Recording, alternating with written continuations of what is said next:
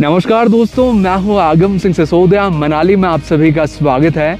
अगर आप कुल्लू मनाली घूमने का प्लान बना रहे हैं और ये जानना चाहते हैं कि कुल्लू मनाली की फेमस टूरिस्ट प्लेसेस कौन कौन सी हैं, तो आज हम आपको कुल्लू मनाली के लिए कंप्लीट गाइड करेंगे।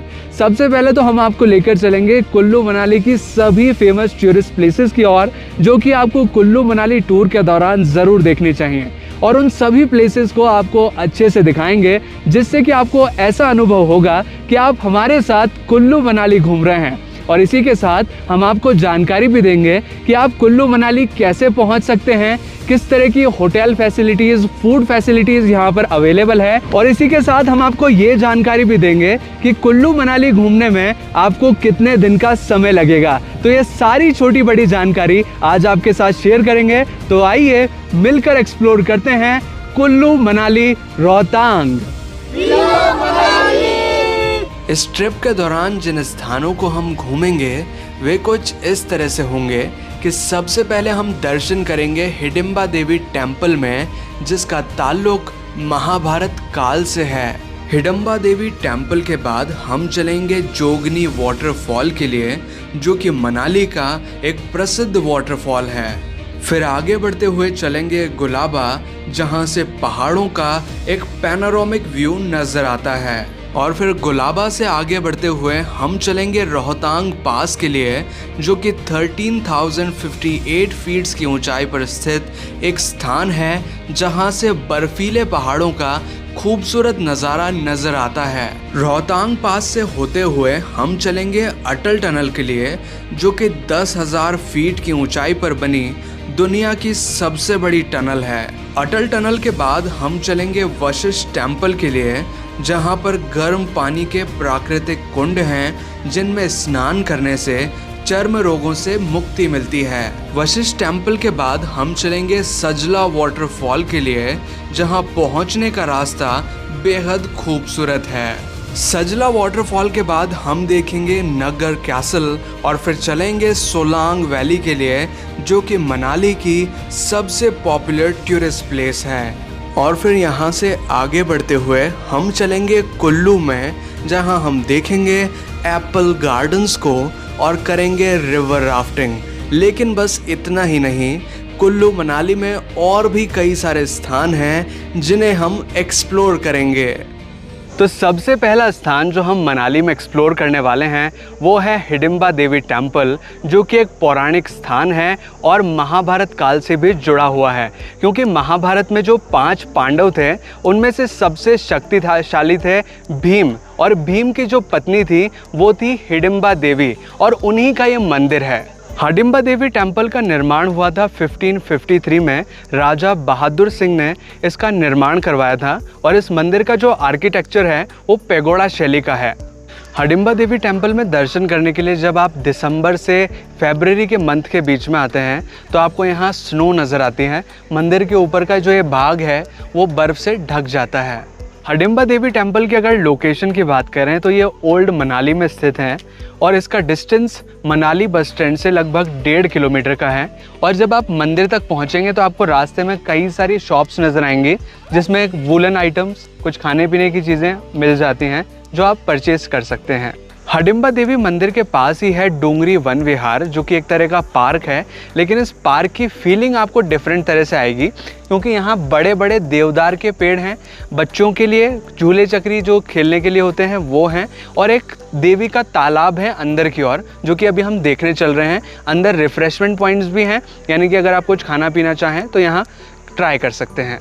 वन विहार में काफ़ी बड़े बड़े देवदार के वृक्ष हैं, जिन्हें आप यहाँ देख पाएंगे, और जब सनरेज इनसे यहाँ निकलती हैं तो काफ़ी खूबसूरत सा नज़ारा बन जाता है।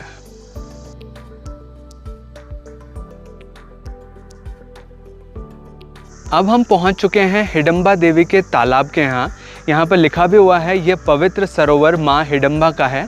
वैसे ये जो तालाब है अभी फ़िलहाल सूख चुका है, यहाँ पानी नहीं है, लेकिन यहाँ पानी होता है और स्थानीय लोगों की इस स्थान के बारे में बहुत मान्यता है।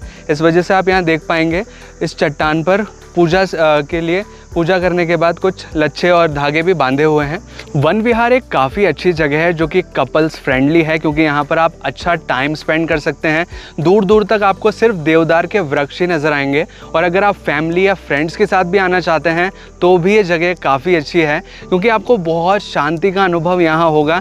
वन विहार में प्रवेश करने के लिए अगर आपकी उम्र 8 साल से ऊपर है तो आपका 10 रुपीज़ का चार्ज लगता है, और अगर आपके साथ बच्चे हैं जिनकी उम्र 8 साल से कम है तो 5 रुपीज़ का चार्ज लगता है। अब हम आ चुके हैं मनाली के क्लब हाउस में, जहाँ कुछ इस तरह की एडवेंचर एक्टिविटीज़ होती हैं, जैसे कि रिवर क्रॉसिंग और रिवर जंपिंग। यानी कि इस रोप के थ्रू आप इस पार से उस पार जाते हैं और काफ़ी एडवेंचर टास्क होता है। और नीचे जब आपके पैर पानी में अड़ते हैं तो पानी काफ़ी ठंडा है, काफ़ी अच्छा अनुभव होता है। एक एडवेंचर टास्क है जो कि आप परफॉर्म कर सकते हैं। लेकिन इस क्लब हाउस के बारे में कुछ और जानकारी मैं आपको बताना चाहूँगा कि क्लब हाउस में कुछ ये तरह की एक्टिविटीज़ होती हैं, जैसे कि आप यहाँ लिखा हुआ है सॉकर, पूल, बैडमिंटन, चेस और टेबल टेनिस, कैरम बोर्ड, इस तरह की एक्टिविटीज़ आप कर सकते हैं। और अंदर कुछ मार्केट भी है, तो अगर आप कुछ शॉपिंग करना चाहें तो वो कर सकते हैं। क्लब हाउस का एंट्री टिकट है 25 रुपीज़ पर पर्सन का, लेकिन अगर बच्चे आपके साथ हैं तो उनका चार्ज लगता है 10 रुपीज़ पर पर्सन के हिसाब से। रिवर क्रॉसिंग की जो एक्टिविटी है आप कर सकते हैं, इसका चार्ज लगता है 150 रुपये पर पर्सन का, और इसमें आप रिवर क्रॉसिंग के साथ साथ ये जंपिंग करवाते हैं। लगभग 30 से 40 जंप होते हैं और रिवर के इस पार भी ले जाते हैं और वहाँ से यहाँ पर भी लाते हैं, तो ये एक्टिविटी आप कर सकते हैं। तो मैम से थोड़ा सा जानने की कोशिश करते हैं कि उनका रिवर क्रॉसिंग का एक्सपीरियंस कैसा था। मैम कैसे लगा? बहुत अच्छा लगा। हम तो अभी 60 प्लस है, मैं 67 ईयर्स ओल्ड हूँ। ओके। हाँ, और आपको फिर भी अच्छा और लगा? फिर भी मुझे डर अच्छा नहीं लगा, क्योंकि मुझे स्विमिंग का शौक है ना, इसलिए मुझे पानी से बहुत प्रेम है। अच्छा, इसलिए डर भी नहीं लगा? डर तो बिल्कुल नहीं लगा। अच्छा, डर बिल्कुल। और फिर पैकिंग पूरी करी, क्योंकि रिस्क तो इनकी होती है ना, हमारी रिस्क कम होती है। हाँ, सही बात है। तो फिर इनके भरोसे हम गए आराम से गए। अच्छा लगा? हाँ, बहुत मजा आया। मैम आपको कैसा लगा? बहुत अच्छा लगा। बहुत डर पहले डर लग रहा था, लेकिन बाद में मैंने सोचा जो भी होगा अच्छा लगा। मैं भी 69 की हूँ। क्लब हाउस के पास में जो नदी बह रही है इसका नाम है मिनालसू, और ये काफ़ी खूबसूरत नज़ारा बनाते हुए यहाँ से बहती है, और यहाँ से आप बहुत अच्छे पिक्चर्स भी क्लिक कर सकते हैं, क्योंकि जो वैली का व्यू है वो बहुत ही खूबसूरत है। अगला स्थान जो हम मनाली में एक्सप्लोर करने चल रहे हैं वो है जोगनी वाटरफॉल, जिसके लिए हमें थोड़ा ट्रैक करते हुए ऊपर की ओर जाना होता है। लेकिन जो ट्रैकिंग वाला रास्ता है उस पर कुछ एप्पल गार्डन्स नज़र आते हैं। आप मेरे साथ देख पाएंगे कई सारे एप्पल्स इन ट्रीज पर लगे हुए हैं।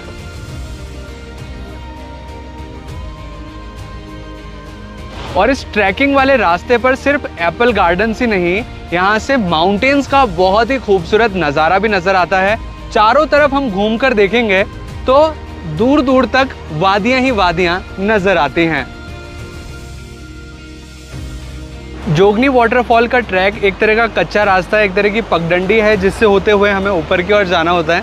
अभी वाटरफॉल तक हम नहीं पहुंचे हैं, लेकिन वाटरफॉल का जो फ्लो है यहाँ से नज़र आने लगा है। तो फाइनली अब हम पहुँच चुके हैं जोगनी वाटरफॉल के लिए, और वाटरफॉल काफ़ी ब्यूटीफुल है। आप हमारे पीछे देख पाएंगे काफ़ी ऊंचाई से ये वाटरफॉल गिरता है, और इसका पानी धीरे धीरे करके पूरा नीचे की ओर जाता रहता है। जो ट्रैक करके हम आते हैं रास्ता, उस रास्ते में जो पानी नज़र आता है वो सारा जोगनी वाटरफॉल का ही वाटर है। और यहाँ तक पहुँचते हुए आपको ज़्यादा कठिनाई का सामना नहीं करना पड़ेगा। लगभग 1 से 1.5 किलोमीटर का ट्रैक है, ज़्यादा ट्रैकिंग भी नहीं है। लेकिन यहाँ जब आप आएंगे तो बहुत अच्छी जगह है, एक फ़ोटोजेनिक पॉइंट है, और यहाँ पर बैठकर आप बहुत अच्छा टाइम स्पेंड कर सकते हैं। जोगनी वाटरफॉल एक काफ़ी पॉपुलर टूरिस्ट स्पॉट है, और यहाँ पर आप कई सारे विदेशी पर्यटक भी देखेंगे। तो अब अपने ट्रिप में आगे बढ़ते हुए हम चल रहे हैं एक बड़ी डेस्टिनेशन को लेकर, जो कि है रोहतांग पास, जिसका डिस्टेंस मनाली से लगभग 50 किलोमीटर्स का है। रोहतांग पास जाने वाले मार्ग पर आता है गुलाबा चेक पोस्ट, जहाँ पर अब हम पहुँच चुके हैं। यहाँ पर रोहतांग पास का जो परमिट हम लेते हैं उसे चेक कराना होता है, और उसी के बाद हम आगे बढ़ सकते हैं। अगर किसी व्यक्ति ने परमिट नहीं लिया है तो गाड़ी इससे आगे नहीं जा सकती, तो परमिट लेना ज़रूरी होता है। रोहतांग पास के लिए हम चल रहे हैं और रास्ते में गुलाबा व्यू पॉइंट आता है जहां पर अभी हम खड़े हैं। यहां से बहुत ही खूबसूरत वैली व्यू नज़र आता है, जो बड़े बड़े पहाड़ हैं यहां से नज़र आते हैं। और पहाड़ की खास बात कि पहाड़ों के ऊपर आप देखेंगे तो आपको स्नो नज़र आएगी। और ये जो अगर हम इस जगह पे दिसंबर से लेकर मार्च तक आते हैं तो ये पूरा पहाड़ हमें वाइट कलर का नज़र आता है, क्योंकि पूरे पहाड़ पर बर्फ़ जम जाती है। और नीचे की साइड हम देखेंगे तो ये है मनाली। जितने भी आपको घर दिख पा रहे हैं ये सभी मनाली है। और यहाँ ऊपर की साइड क्लाउड्स हैं और ये एक बहुत ही अच्छा फोटोजेनिक पॉइंट भी है, क्योंकि यहाँ से जब आप पिक्चर्स क्लिक करते हैं तो बहुत ही खूबसूरत पिक्चर्स आप क्लिक कर पाते हैं।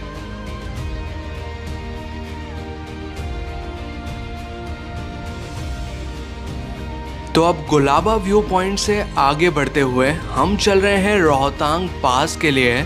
और रोहतांग पास जाने का रास्ता काफ़ी खूबसूरत है और एडवेंचर से भरा हुआ है।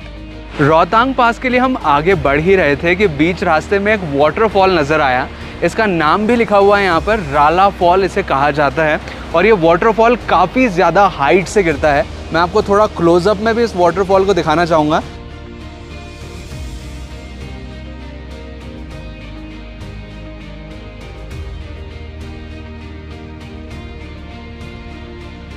रोहतांग पास जाने वाले रास्ते पर एक स्थान आता है जिसका नाम है मड़ी। और ये वैसे तो ये एक अच्छा व्यू पॉइंट है, लेकिन यहाँ काफ़ी सारी दुकानें बनी हुई हैं। लाइन से यहाँ से वहाँ तक देखेंगे तो काफ़ी सारी दुकानें हैं जो कि सभी खाने पीने की दुकानें हैं। अगर आप कुछ फास्ट फूड खाना चाहते हैं या फिर कुछ भी खाने का ट्राई करना चाहते हैं तो यहाँ ले सकते हैं। और ये एक अच्छा व्यू पॉइंट भी, और साथ ही यहाँ पैराग्लाइडिंग भी होती है जिसका भी आप मज़ा ले सकते हैं। रोहतांग पास जाने वाले मार्ग पर पड़ता है रानी नाला। एक तरह का झरना है जो कि प्राकृतिक रूप से यहाँ बहता है। और इस जगह की खास बात यह है कि यहाँ पर आपको 12 महीने बर्फ़ नज़र आएगी। अभी ये जो आप हमारे सामने देख पा रहे हैं ये बर्फ़ है, और बर्फ़ का बिल्कुल क्रिस्टलाइज हो चुका है, इसलिए ग्लेशियर हम इसे बोलेंगे। टोटली अभी थोड़ा सा गंदी हो चुकी है, लेकिन फ़िलहाल ये बर्फ़ है और इसको हम छू के देख सकते हैं। और यहाँ पे काफ़ी सारे लोगों का आप देखेंगे तो काफ़ी सारे टूरिस्ट यहाँ रुकते हैं। और एक छोटा सा पॉइंट भी बना रखा है जिसमें आप मैगी वगैरह कुछ चीज़ें ट्राई कर सकते हैं यहाँ पर। और झरने के साथ भी अच्छे खासे पिक्चर्स ले सकते हैं, बर्फ़ के साथ ले सकते हैं। और यहाँ कुछ इस तरह से ट्रेडिशनल ड्रेसेस भी मिलती हैं जिन्हें पहनकर भी आप फ़ोटोज़ वीडियोज़ क्लिक कर सकते हैं।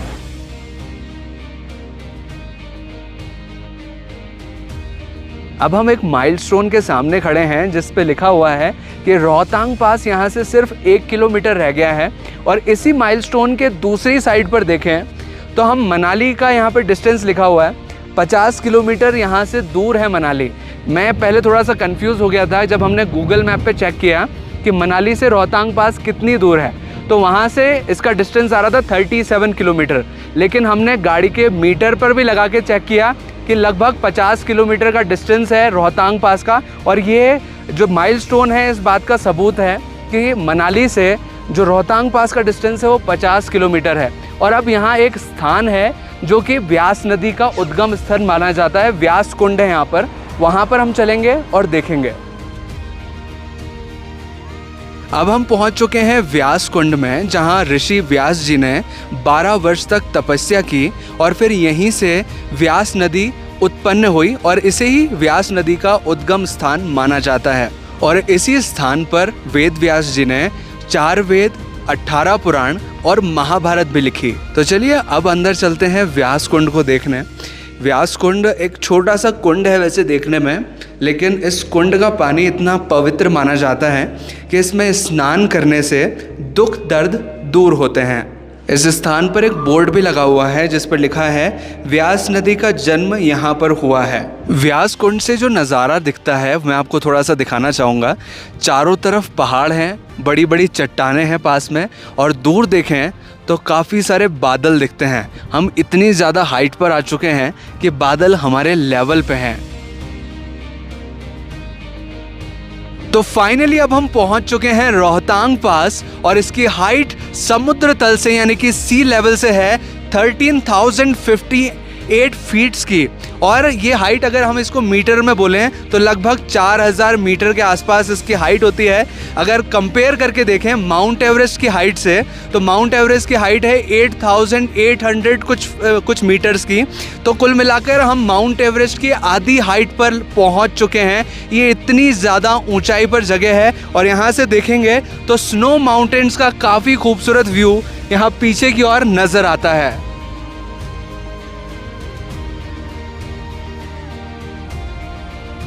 रोहतांग पास पे आप ATV राइड भी कर सकते हैं। कुछ इस तरह की गाड़ियाँ होती हैं। इसमें अगर आप शॉर्ट राइड करते हैं तो 1500 रुपये चार्ज है, अगर मीडियम राइड करते हैं तो 2000, और अगर एक लॉन्ग राइड करते हैं तो उसका चार्ज लगता है 3000 रुपये का। तो अब हम पहुंच चुके हैं रोहतांग पास के मुख्य व्यू पॉइंट पर। यहाँ पीछे की ओर देखें तो बर्फ़ जमी हुई नज़र आती है, लेकिन फ़िलहाल अभी हम यहाँ पर जब आए हैं ये अक्टूबर का महीना है। इतनी ज़्यादा बर्फ़ तो नहीं है, लेकिन फिर भी यहाँ आप कभी भी आएंगे तो आपको इतनी बर्फ़ तो हमेशा यहाँ नज़र आएगी। और ज़्यादा बर्फ़ यहाँ कब नज़र आती है और ये कब खुलता है, इसके बारे में थोड़ी जानकारी जानते हैं सर से। सर, थोड़ा सा ये बताइए कि रोहतांग पास मतलब साल में कितने टाइम तक खुला रहता है और कब बंद होता है? अभी बर्फ़ गिरेगी दोबारा अक्टूबर में। अक्टूबर में स्टार्ट हो जाएगी गिरना रोहतांग पास में। फिर नवंबर फर्स्ट वीक में रोहतांग पास क्लोज हो जाएगा, क्योंकि बहुत ज़्यादा हैवी बर्फ़ गिर जाती है यहाँ पे। फिर उसके बाद खुलता है 15 अप्रैल के बाद। फिर 15 अप्रैल से लेके मतलब वही नवंबर तक ओपन रहता है, और अप्रैल मई जून में तब पूरा बर्फ रहता है यहाँ पे, चारों तरफ बर्फ की। वो जैसे वीडियोस में हम देखते हैं वो बर्फ की दीवारें बन जाती है, बहुत सारी बर्फ होती है। वो दोबारा खुलने के बाद बनता है। वो अप्रैल मई जून में आपको मतलब देखने को मिलेगा। रहेंगी और बीच में रास्ता होगा, और ये पहाड़ पूरे वाइट होंगे। पूरा वाइट रहता है, चारों तरफ पूरा स्नो ही स्नो होता है। स्नो ही स्नो रहेगा। रोहतांग पास की एक खास बात है कि भले ही आप यहाँ भरी गर्मी में क्यों ना आए, यहाँ पर आपको ठंड लगनी ही लगनी है। और अभी इतनी तेज़ हवा चल रही है कि अगर मैं थोड़ा सा यूँ करता हूँ तो आपको आवाज़ आएगी, पूरी वॉइस जो हवा की आवाज़ है वो आपको सुन पाएंगे। इतनी तेज़ हवा रहती है, और वो सारी हवा सर्द हवा की तरह होती है, मतलब बहुत ठंडी होती है। तो जब भी आप यहाँ आएँ तो अपने साथ वूलन्स और जैकेट्स वगैरह ज़रूर लाएं, और हो सके तो इस तरह के जैकेट्स लाएं जिससे एयर पास अंदर नहीं होती, क्योंकि आप जब यहाँ आएंगे तो आपके हाथ भी जमने लगेंगे। और जब बर्फ़ यहाँ रहती है तो माहौल कुछ ज़्यादा ही ठंडा होता है। तो कभी भी आप यहाँ आएँ वूलन्स ज़रूर लेकर आएँ। तो अब रोहतांग के व्यू पॉइंट को देखते हुए हम बढ़ रहे हैं अटल टनल के लिए, जो कि दुनिया की सबसे बड़ी टनल है, काफ़ी हाइट पर बनी हुई है। उसे हम देखेंगे, लेकिन उससे पहले मैं आपको एक रास्ता दिखाना चाहूँगा।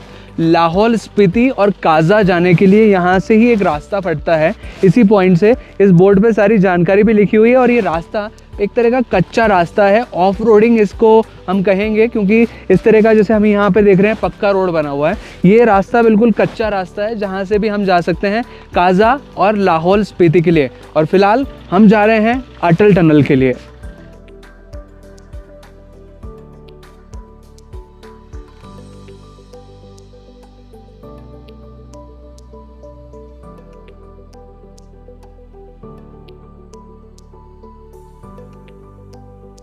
तो फाइनली अब हम पहुंच चुके हैं अटल टनल के सामने।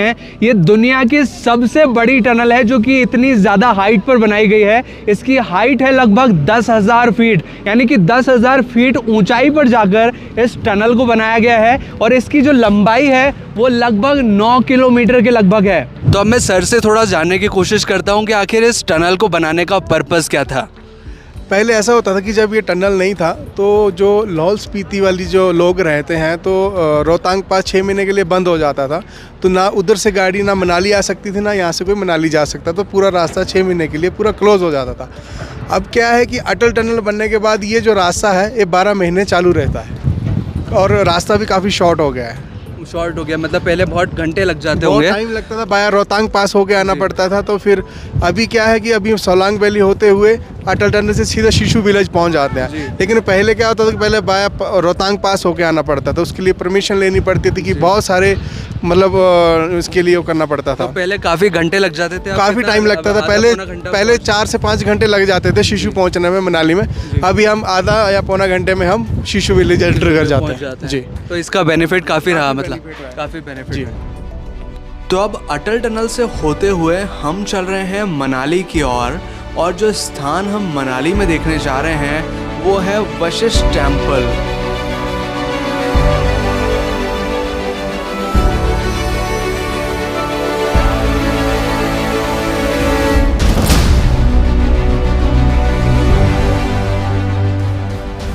मनाली में अब हम पहुंच चुके हैं वशिष्ठ टेम्पल, जो कि 4000 साल पुराना माना जाता है।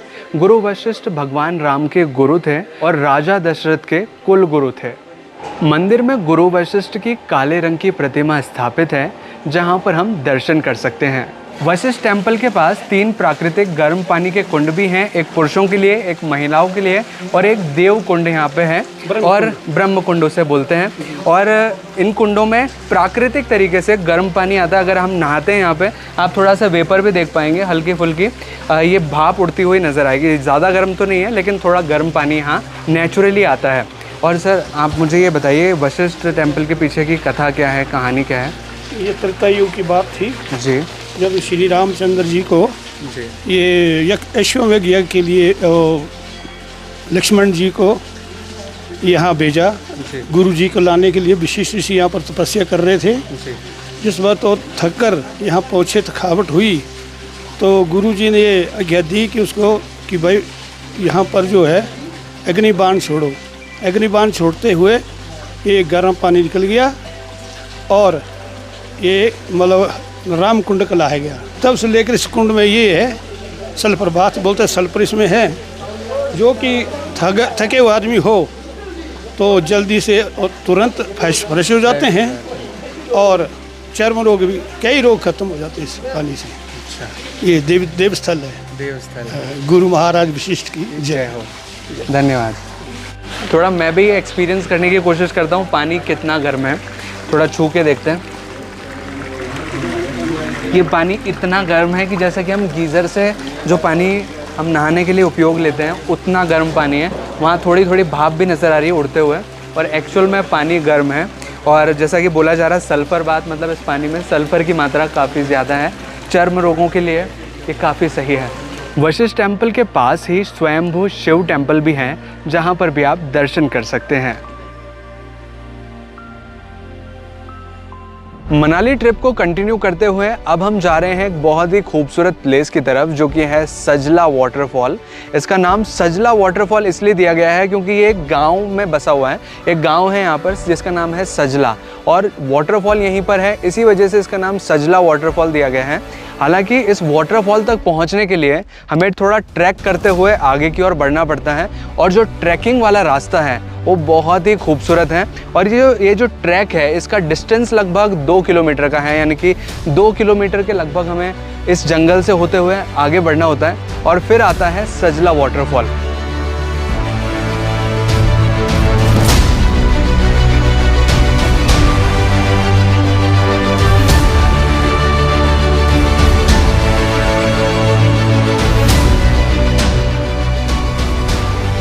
तो फाइनली अब हम पहुंच चुके हैं सजला वाटरफॉल पर। वाकई में ये वाटरफॉल बहुत ही खूबसूरत है, और जिस लोकेशन पर ये बना हुआ है, ये जगह भी काफ़ी खूबसूरत है क्योंकि ये पूरी जगह हरियाली से भरी हुई है।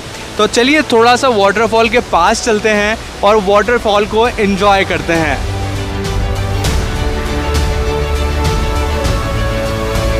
तो अब मैं वाटरफॉल के काफ़ी करीब आ चुका हूँ। वाटरफॉल काफ़ी बड़ा है, दूर से देखें तो थोड़ा छोटा लगता है, लेकिन जैसे आप पास आएंगे आपको बहुत अच्छा फील आएगा। सजला वाटरफॉल एक मस्ट विजिट डेस्टिनेशन होनी चाहिए अगर आप मनाली आ रहे हैं, क्योंकि सिर्फ ये वाटरफॉल यहीं पर नहीं, मैं आपको थोड़ा सा पीछे का नज़ारा भी दिखाना चाहूँगा। ये देखिएगा, ये यहाँ से वाटरफॉल का जो पानी बहता हुआ जाता है, ये एक बहुत ही खूबसूरत सीनरिक व्यू क्रिएट करता है। सजला वाटरफॉल के पास कुछ इस तरह से बेंचेस लगी हुई हैं, जहाँ पर बैठकर आप वाटरफॉल का आनंद ले सकते हैं। मनाली टूर के दौरान अब हम एक फेमस स्थान पर पहुंच चुके हैं, जो कि है नग्गर कैसल, जो कि पुराने टाइम पर एक पैलेस हुआ करता था। इस पैलेस को हम अंदर से देखेंगे और इसके बारे में जानेंगे। नग्गर कैसल के अगर इतिहास के बारे में बात करें तो इसे राजा सिद्ध सिंह ने 1460 में बनवाया था, और ये एक तरह का रेजिडेंट एरिया और एक तरह का पैलेस था पूरा, जहाँ पर वो रहते थे और इस पूरे साम्राज्य को संभालते थे। लेकिन जब ब्रिटिशर्स काल आया तो 1846 में ये पैलेस ब्रिटिशर्स के अंडर में चला गया, और ये एक तरह से कोर्ट हाउस की तरह यूज़ किया जाने लगा। और फिर ब्रिटिश काल ख़त्म होने के बाद 1978 में इस पूरे कैसल को हेरिटेज होटल के अंदर कन्वर्ट कर दिया गया। जितने भी आप रूम्स देख रहे हैं हमारे साथ, ये सारे रूम्स हैं एक तरह का ये हेरिटेज होटल है, आप यहाँ आकर रुक भी सकते हैं। नग्गर कैसल की एक खास बात है कि इसे बनाने में पत्थर और लकड़ी का यूज़ किया गया है और बीच में किसी तरह का चूना सीमेंट का यूज़ नहीं किया गया है। डायरेक्टली सिर्फ पत्थर को मिलाकर या लकड़ी को मिलाकर इस पूरे महल को बनाया गया है। नग्गर कैसल से अगर नीचे की ओर देखें तो बहुत ही खूबसूरत वैली व्यू नज़र आता है। यहाँ से आप देखेंगे तो दूर दूर तक आपको माउंटेन्स नज़र आएंगे और नीचे की साइड देखेंगे तो काफ़ी सारे घर नज़र आएंगे और बीच में नदी नज़र आएगी जो कि है व्यास नदी, बीज रिवर जिसे कहा जाता है, और बहुत ही खूबसूरत व्यू है। एक तरह का पिक्चर पॉइंट हम इसे बोल सकते हैं। नगर कैसल की दीवारों पर और पिलर्स पर लकड़ी का बारीक काम किया गया है जो कि देखने में काफ़ी खूबसूरत लगता है। नगर कैसल 2 मंजिलों में बना हुआ है और इसकी ब्यूटी ऊपर से भी हम देखेंगे तो काफ़ी खूबसूरत है और इसी ब्यूटी की वजह से यहाँ पर कई सारी फिल्मों की शूटिंग हुई है। और वो फिल्में कौन सी हैं, थोड़ा सा मैम से जानते हैं। यहाँ पे कई सारी फेमस हिंदी मूवीज़ और तमिल मूवीज़ की शूटिंग हुई है, जैसे जब वी मेट, द हीरो, माचिस और ऐसे कई सारी मूवीज़ की शूटिंग यहाँ पे हुई है। क्योंकि लोकेशन बहुत अच्छा है ये, फिर एंशिएंट कासल है और फिर वैली व्यू भी बहुत अच्छा दिखता है यहाँ से। इस वजह से ये एक फेमस शूटिंग पॉइंट रहा है मनाली का। और ये सारे के सारे लाइन से रूम्स ही है ना? हाँ, ये रूम्स है, ये रेंट पे अवेलेबल रहते हैं। ये इनकी बुकिंग्स ऑनलाइन भी हो जाती है। ये है नगर कैसल की दूसरी मंजिल और दूसरी मंजिल पर भी काफ़ी सारे लग्जीरियस रूम्स बने हुए हैं। पुराने टाइम पे जैसे कि एक कैसल था, यानी कि एक पैलेस था, तो उसी तरह के लग्जीरियस रूम्स यहाँ पर हैं। तो इनमें बुकिंग्स करके आप रह सकते हैं और यहाँ का जो व्यू नज़र आता है वो तो हमने देखा ही सही, लेकिन बालकनी से भी देखें तो काफ़ी अच्छा व्यू है। और इस पूरी गैलरी में जब आप घूमेंगे तो एक रॉयल फीलिंग आपको आएगी। नगर कैसल के अंदर एक रेस्टोरेंट भी है, मैं आपको थोड़ा सा अंदर से दिखाना चाहूँगा। काफ़ी लग्जीरियस इसका सिटिंग अरेंजमेंट है और पूरा वुडन का वर्क है। और एक रेस्टोरेंट का जो पार्ट है वो बाहर की ओर भी है और ये जो पार्ट है ये वैली व्यू के साथ है। ये यहाँ पर भी टेबल वगैरह का अरेंजमेंट दिया गया है, लेकिन यहाँ जब आप खाना खाएंगे तो एक अलग ही आपको फील आएगा, क्योंकि यहाँ आप बैठे हैं और साथ में इस व्यू को एंजॉय कर रहे हैं, तो एक बहुत ही यूनिक फीलिंग होगी। नगर कैसल में एक छोटा सा म्यूज़ियम भी है जिसे अब हम देखने चल रहे हैं, और जिस रास्ते से हम म्यूज़ियम की ओर चलते हैं उस रास्ते से नगर कैसल का एक डिफरेंट साइड नज़र आता है जो कि दिखने में काफ़ी खूबसूरत है। तो अब म्यूज़ियम में हम प्रवेश हो चुके हैं और यहाँ हिमाचल का जो ट्रेडिशनल कल्चर है उसे दर्शाया गया है। इसमें देखें तो हिमाचल का जो सांस्कृतिक नृत्य है वो देखने मिलता है, कुछ ट्रेडिशनल इंस्ट्रूमेंट्स हैं और बुनाई करते हुए का सीन है कि यहाँ पर बना हुआ, और काफ़ी सारी ऐसी चीज़ें बनाई गई हैं जो कि इस ट्रेडिशनल कल्चर को दर्शाती है। म्यूज़ियम बहुत ही छोटा सा है, ज़्यादा बड़ा नहीं है, लेकिन यहाँ आप कुछ इस तरह की पत्थर की मूर्तियाँ भी देख सकते हैं जो बाहर की ओर लगाई गई हैं। म्यूज़ियम एक छोटा सा रूम ही है, ज़्यादा कुछ देखने लायक म्यूज़ियम में है नहीं, लेकिन फिर भी आप चाहें तो नगर कैसल का म्यूज़ियम देख सकते हैं। नगर कैसल से अगर हम ऊपर से देखेंगे तो नगर का काफ़ी खूबसूरत नज़ारा नज़र आता है। एक वैली में एक छोटा सा एक गांव है जो कि बसा हुआ है। और इसी के साथ मैं आपको एक इंटरेस्टिंग चीज़ बताना चाहूँगा कि जब आप मनाली से नगर कैसल के लिए आएंगे तो रास्ते में आपको कई सारे सेब के बगीचे नज़र आएंगे जिनमें आप कई सारे एप्पल्स को देख सकते हैं। तो चलिए अब आगे बढ़ते हुए चलते हैं ग्रीन वैली से होते हुए सोलांग वैली के लिए, जो कि मनाली की एक फेमस टूरिस्ट प्लेस है। और जब हम सोलांग वैली के लिए जाते हैं तो बीच में कई सारी ऐसी शॉप्स आती हैं जहां से आप स्नो ड्रेस परचेज कर सकते हैं। स्नो ड्रेस का जो चार्ज लगता है वो है 250 रुपीज़ पर पर्सन का। सोलांग वैली तक जाने वाले रास्ते पर एक ब्रिज आता है और इस ब्रिज के किनारे कुछ इस तरह का व्यू नज़र आता है। अब मैं इसी व्यू को आपको हमारे पुराने सीन के साथ दिखाना चाहूँगा। अभी ये जो व्यू है पूरा ग्रीनिश है और उस टाइम पे जब बर्फ़ गिरती है तो ये व्यू कुछ इस तरह का नज़र आता है।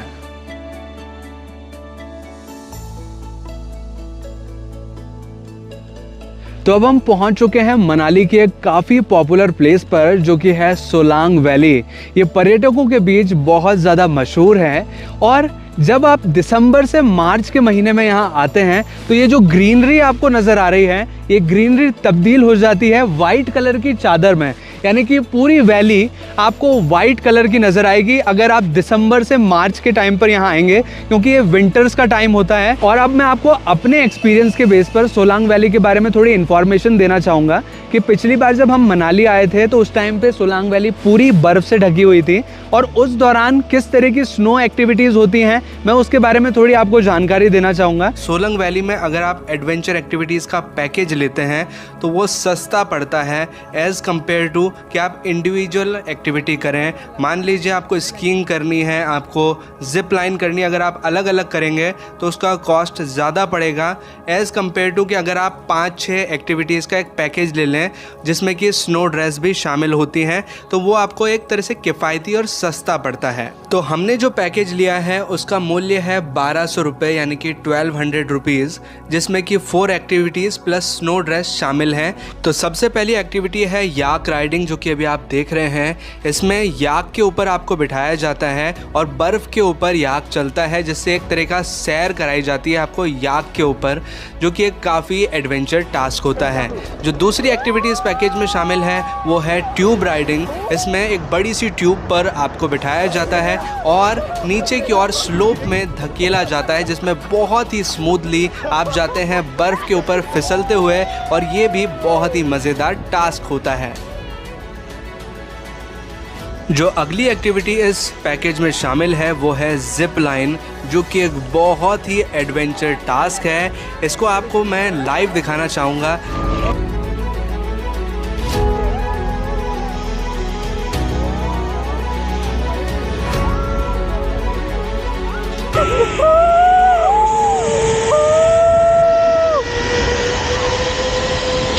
यार क्या व्यू दिख रहा है, वाह, मजा आ रहा है यार।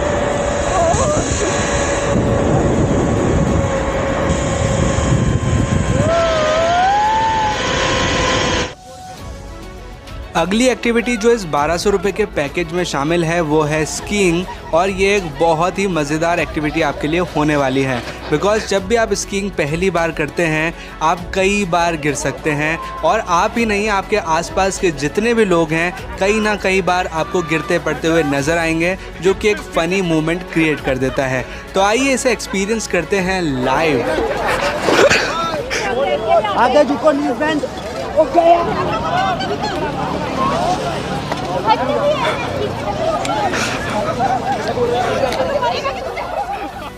मनाली में अब एक ऐसे स्पॉट पर हम खड़े हैं जहां पर एक मूवी की शूटिंग हुई थी। वैसे तो ये एक नॉर्मल सा ब्रिज है, लेकिन इस ब्रिज पर एक मूवी की शूटिंग हुई थी। थोड़ा सा सर से जानते हैं वो कौन सी मूवी थी और उसका सीन क्या था।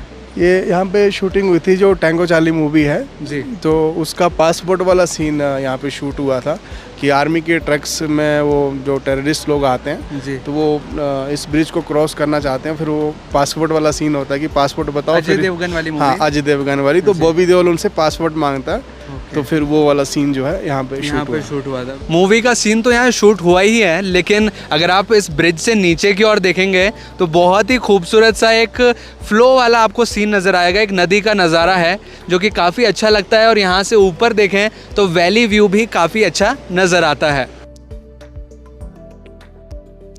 अब मनाली के एक पौराणिक स्थान पर हम पहुंच चुके हैं, जो कि है मनु टेम्पल। ये पुरानी मनाली के अंदर स्थित एक प्रसिद्ध मंदिर है, और मनाली का जो नाम है वो इसी मंदिर से आया है। मनु ऋषि के नाम पर मनाली का नाम रखा गया है। पौराणिक कथाओं के अनुसार ऐसा कहा जाता है कि जब पृथ्वी पर जल प्रलय आया था तो मनु ऋषि का जहाज़ यहीं पर आकर रुका था। उन्होंने यहीं तपस्या की थी और यहीं से मनुष्य जाति का निर्माण हुआ था। तो आइए मंदिर के अंदर चलते हैं और करते हैं मनु ऋषि के दर्शन। जब आप मनु टेम्पल के लिए आएंगे तो आपको ओल्ड मनाली का काफ़ी खूबसूरत दृश्य नज़र आएगा। जो मनाली का ट्रेडिशनल कल्चर है वो इसी एरिया में आपको एक्चुअली दिखाई देगा। जो पुराने घर हैं, जो ट्रेडिशनल आर्किटेक्चर हैं, जिस तरह से यहाँ पर लोग रहते हैं, वो आपको कल्चर यहीं पर नज़र आएगा।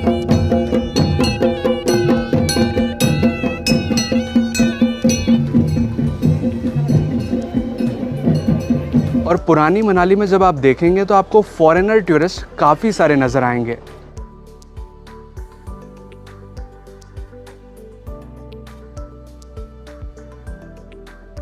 मनाली में एक और इंटरेस्टिंग प्लेस पर हम पहुंच चुके हैं जो कि है फ्लाई डाइनिंग। ये नाम सुनने में थोड़ा सा फैमिलियर लगता है लेकिन बहुत यूनिक चीज़ है, एक यूनिक आइडिया है कि आपको यहाँ से उतनी ऊंचाई पर ले जाया जाता है, यहाँ से आप ऊपर देख पाएंगे, उतनी ऊंचाई पर ले जाया जाता है और वहाँ पर आप डिनर कर सकते हैं। डाइनिंग से मतलब है कि आप वहाँ पर ऊपर से आकर फूड ट्राई कर सकते हैं। ये एक अलग कॉन्सेप्ट है जो कि आपको हिडिंबा देवी टेम्पल से हम थोड़ा सा जाएंगे, पास से ही है, ये रास्ते में पड़ता है, तो आप यहाँ आ सकते हैं। मैं थोड़ा सा जानने की कोशिश करूँगा कि इसका चार्जेस क्या रहते हैं और फूड में वैरायटीज़ क्या रहती हैं। नमस्ते सर। नमस्ते सर, ये सबसे पहले ये बताइए ये चीज़ है क्या, एक्चुअल में कॉन्सेप्ट क्या है? ये फ्लाई डाइनिंग है, हैंगिंग रेस्टोरेंट है ये जी। और ये मनाली में, हिमाचल में एक ही है। अच्छा। और इसमें 24 सीटर है ये। ओके। और इसका 2000 पर पर्सन चार्ज है। ओके। और इसका टाइमिंग वगैरह क्या रहता है? टाइमिंग इसका सुबह 12 बजे से स्टार्ट होता है और 6 स्लॉट होते हैं इसमें। 6 तो मतलब एक घंटे के गैप के बाद इसका सेशन जाता है। और फूड में वैरायटी क्या रहती है? फूड में इसमें 5 कोर्स मील सर्व होता है इसमें। ओके। अब हम आ चुके हैं मनाली के एक और फेमस स्पॉट पर जो कि है एक मोनेस्ट्री जो कि मॉल रोड के पास में ही बनी हुई है। ये मोनेस्ट्री बौद्धिज्म कल्चर को रिप्रेजेंट करती है। तो चलिए अंदर चलते हैं और मोनेस्ट्री को देखते हैं।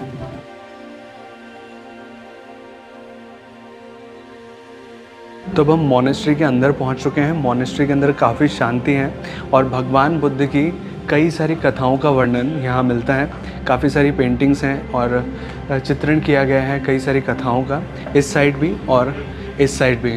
और बीच में भगवान बुद्ध की काफ़ी बड़ी प्रतिमा है जहाँ पर हम दर्शन कर सकते हैं।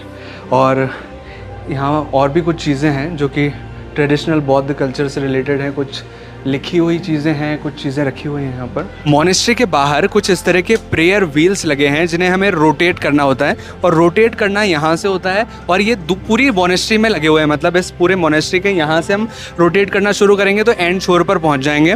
और रोटेशन के दौरान हमें एक मंत्र बोलना पड़ता है जो कि है ओम मानी पद्मे हम, यहाँ हिंदी में भी लिखा हुआ है। तो अब यहाँ से हम आगे बढ़ेंगे और मोनेस्ट्री की इन बेल्स को रोटेट करेंगे। ये एक तरह का बौद्धिज्म प्रेयर करने का तरीका है। मतलब बौद्धिज्म कल्चर में जब हम प्रेयर करते हैं या फिर परिक्रमा लगाते हैं तो उसमें इस तरह से बेल्स को रिंग करना होता है और फिर हम आगे बढ़ते हैं और एक तरह से परिक्रमा लगाते हैं।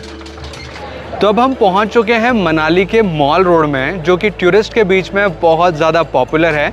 एक्चुअल में है तो ये एक मार्केट एरिया, लेकिन यहाँ पर हिमाचल कल्चर से जुड़ी काफ़ी सारी ट्रेडिशनल चीज़ें मिलती हैं। चाहें तो आप यहाँ पर हिमाचली कल्चर से रिलेटेड क्लॉथ्स खरीद सकते हैं, कुछ शोपीस आइटम्स खरीद सकते हैं, कुछ डेकोरेटिव पीसेस खरीद सकते हैं या फिर यहाँ का ट्रेडिशनल फूड यहाँ ट्राई कर सकते हैं। तो आइए एक्सप्लोर करते हैं मॉल रोड को।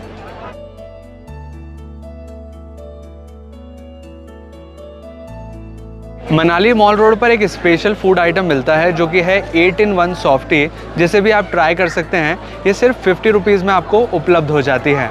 मॉल रोड पर आपको तिब्बतियन कल्चर और हिमाचली कल्चर दोनों से रिलेटेड कई सारे शोपीस आइटम्स मिल जाएंगे जिन्हें आप यहाँ से परचेज़ कर सकते हैं। मॉल रोड पर हिमाचल प्रदेश की एक ट्रेडिशनल डिश मिलती है जिसका नाम है सिड्डू, जिसे भी आप यहाँ ट्राई कर सकते हैं। और यहाँ के मोमोज़ भी काफ़ी फेमस हैं। मॉल रोड के पास ही एक मॉल टाइप का बना हुआ है जहाँ पर लाइन से आपको कई सारी दुकानें नज़र आएंगी जिसमें हिमाचली कल्चर की कुछ लोकल ट्रेडिशनल चीज़ें और काफ़ी सारे क्लॉथ्स वगैरह की दुकानें हैं जहाँ से अगर आप चाहें तो कुछ यादगार के रूप में परचेज़ कर सकते हैं। मनाली के मॉल रोड के पास ही है मनाली का बस स्टैंड जहां से आप बसेस ले सकते हैं दिल्ली, चंडीगढ़ या फिर किसी भी डेस्टिनेशन जहां पर आपको जाना हो। तो ये ही लोकेशन है जहां से आपको बसेस मिलेंगी। मनाली के मॉल रोड पर दुर्गा माँ का भी मंदिर है जहाँ पर भी आप दर्शन कर सकते हैं। मनाली मॉल रोड पर कुछ इस तरह की टॉय शॉप्स भी हैं जहां से आप काफ़ी इंटरेस्टिंग टॉयज़ भी ख़रीद सकते हैं। काफ़ी सारे कार्टून्स के जो स्टैचूज़ हैं, जो पुतले हैं, यहाँ पर अवेलेबल होते हैं। मॉल रोड के बारे में एक इम्पॉर्टेंट चीज़ मैं आपको बताना चाहूँगा कि यहाँ पर जब आप शाम को आते हैं तो आपको काफ़ी चहल पहल और काफ़ी अच्छा वातावरण नज़र आएगा, और यही एक फेवरेबल टाइम है जब आपको मॉल रोड घूमने आना चाहिए। वैसे मॉल रोड दिन भर खुला रहता है, लेकिन जो सबसे बेस्ट व्यू आपको नज़र आएगा वो शाम को ही नज़र आएगा, और इस तरह से रात अंधेरा जब हो जाएगा तब आपको अच्छा लगेगा यहाँ पर। मनाली में हिम वैली एडवेंचर पार्क भी है, जिसमें कई सारी एडवेंचर एक्टिविटीज़ होती हैं जिनका भी मज़ा आप ले सकते हैं। अब मैं आपको हमारा मनाली होटल रूम दिखाना चाहूँगा जहाँ हमने स्टे किया है, और ये रूम काफ़ी लग्जीरियस है और काफ़ी अच्छी लोकेशन पर भी है, क्योंकि यहाँ की बालकनी से काफ़ी अच्छा नज़ारा भी नज़र आता है। और इस रूम की फिनिशिंग आप देख सकते हैं, काफ़ी लग्जीरियस है, और इसका जो टॉयलेट एरिया है वो भी काफ़ी साफ़ सुथरा है। मैं आपको यहाँ से दिखाना चाहूँगा, ये वॉशरूम काफ़ी नीट एंड क्लीन है। अक्सर हम देखते हैं होटल्स के जो वॉशरूम एरिया है थोड़े इस तरह से होते हैं, अच्छे नहीं होते हैं, लेकिन ये काफ़ी अच्छा है। और यहाँ गीज़र की फैसिलिटी भी है, जैसे कि मनाली में बहुत ठंड पड़ती है तो गीज़र की सुविधा तो ज़रूरी है। तो अब रात्रि हो चुकी है और अब मैं आपको दिखाने वाला हूँ नाइट व्यू, जो कि हमारी होटल बालकनी से नज़र आता है। रात्रि को भी देखें तो मनाली काफ़ी खूबसूरत नज़र आता है। तो अब अपने ट्रिप में आगे बढ़ते हुए हम चल रहे हैं मनाली से कुल्लू के लिए। तो अब हम पहुंच चुके हैं कुल्लू में, और यहाँ से मनाली का डिस्टेंस है 40 किलोमीटर का। और कुल्लू में जो सबसे पहला स्थान हम देखने जा रहे हैं वो है एप्पल गार्डन्स, यानी कि सेब के बगीचे। और अभी मैं एक सेब के पेड़ के सामने ही खड़ा हूँ। सेब हम जनरली खाते तो हैं, लेकिन ये उगते कैसे हैं मैं आपको थोड़ा सा नेचुरल तरीके से दिखाना चाहूँगा। ये सेब उगते हैं बंचेस में, जैसे कि आप यहाँ ऊपर की ओर देख पाएंगे। बंचेस मतलब एक गुच्छे के रूप में उगते हैं, और इस पूरे पेड़ में काफ़ी सारे सेब हैं। यहाँ ऊपर भी देखेंगे, इधर साइड में भी देखेंगे, और एक ही पेड़ नहीं है, आगे तक भी चलेंगे तो यहाँ सेब का पूरा ये बगीचा है। तो मैं आपको थोड़ा सा इसकी दिखाना चाहूँगा कि एप्पल्स लगते कैसे हैं। एक पेड़ पे काफ़ी सारे एप्पल्स लगे हुए हैं, यहाँ देख सकते हैं काफ़ी सारे एप्पल्स हैं। और एप्पल्स के बारे में एक ज़रूरी जानकारी, एक इंटरेस्टिंग फैक्ट मैं आपको बताना चाहूँगा कि एप्पल एक तरह का फॉल्स फ्रूट है, यानी कि ये फ्लावर की ओवरी से उत्पन्न नहीं होता, फ्लावर के थैलेमस वाले पार्ट से उत्पन्न होता है। ये एक इसकी स्पेशल चीज़ है, क्योंकि नॉर्मली जो फूल से उत्पन्न होते हैं वो असली फल कहलाते हैं। एक तरह का ये फॉल्स फ्रूट है, जो कि फ्लावर के थैलेमस यानी कि जो नीचे वाला पार्ट है उससे ये उत्पन्न होता है, और काफ़ी अच्छे से हम इसको देख सकते हैं। तो कुल्लू में अगर आप आते हैं तो एप्पल गार्डन ज़रूर देखें, काफ़ी अच्छी और इंटरेस्टिंग जगह है।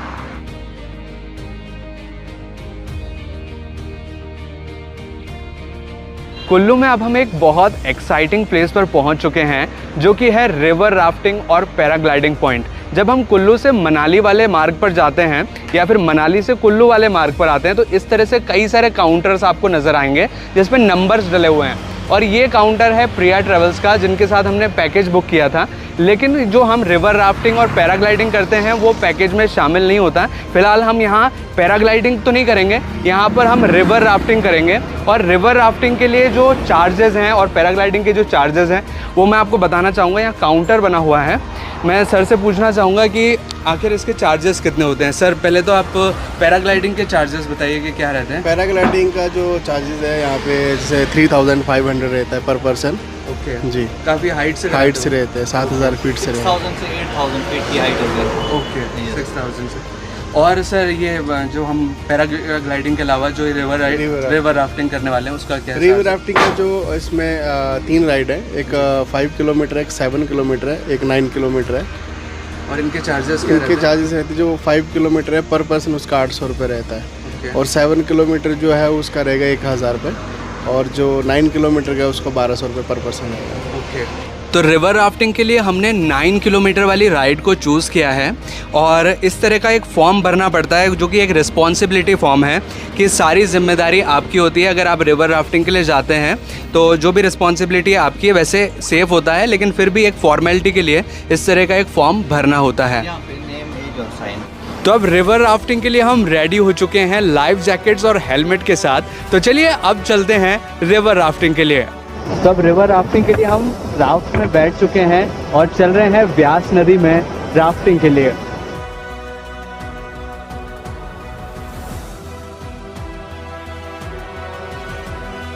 मैं आपको हमारा थोड़ा लाइव एक्सपीरियंस बताना चाहूँगा।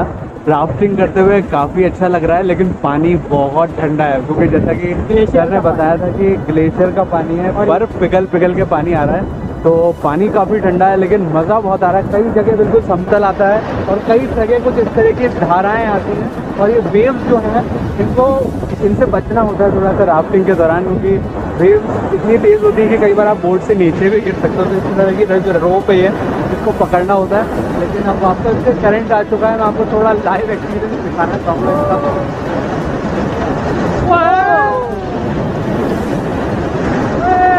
पानी का करंट काफ़ी तेज़ है।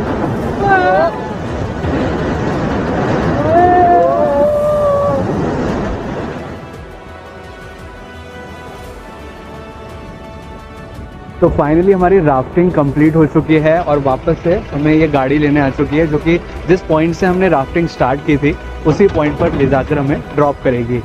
रिवर राफ्टिंग पॉइंट के पास कुछ इस तरह का रेस्टोरेंट भी बना हुआ है, जहां अगर आप चाहें तो इस तरह के गेम्स खेल सकते हैं और कुछ फूड और रिफ्रेशमेंट भी ट्राई कर सकते हैं।